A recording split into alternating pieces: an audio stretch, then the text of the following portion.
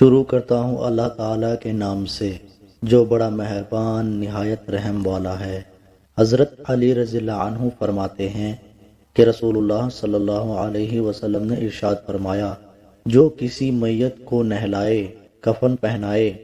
خوشبو لگائے اور اس کو اٹھائے،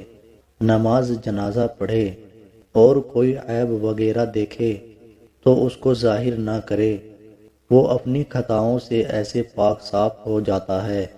جیسے پیدائش کے دن تھا۔ حضرت ابن عباس رضی اللہ عنہ سے روایت ہے کہ رسول اللہ صلی اللہ علیہ وسلم نے صدقہ فطر عید کی نماز سے پہلے اس لیے فرض کیا ہے کہ روزے داروں سے روزے کی حالت میں جو غلطیاں اور جو بیہودہ اور فحش باتیں ہوئی ہوتی ہیں، صدقہ فطر روزے دار کو ان سے پاک کر دیتا ہے۔